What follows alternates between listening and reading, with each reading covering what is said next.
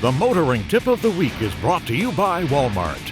For everyday low prices on Pennzoil, conventional and synthetic oils. Our motoring tip of the week concerns fuel, and we're going to throw in a couple of snowblower tips as well.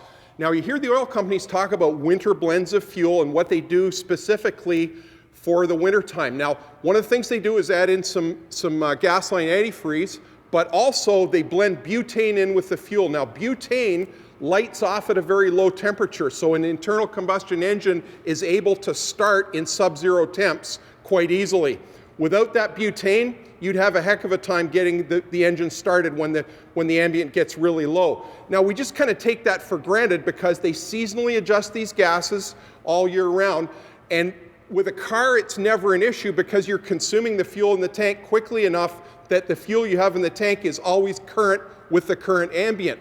But for a small engine like this, particularly a snowblower, you can be way out of sync with your fuel versus the ambient.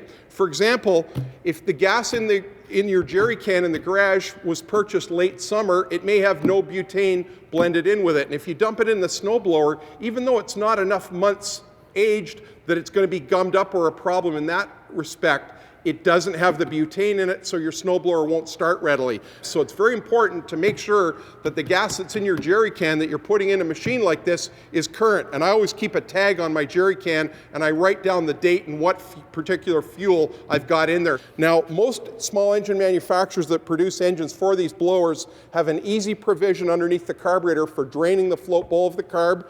You can also drain the fuel tank completely, get rid of that old gas, and put in some fresh gas. That's always a great place to start. Also, it's important on many small engines to have a fuel that does not contain ethanol, so that's Shell V-Power. I've always made that recommendation. You also want to make sure that you're changing the oil in these machines on a regular basis, and once a year is absolutely the norm, what you want to do. There's less than a liter of oil keeping that engine alive, so you want to make sure that it's full, clean, and current. Do your maintenance on your snowblower, and you're going to have easy starting. That's your motoring tip of the week.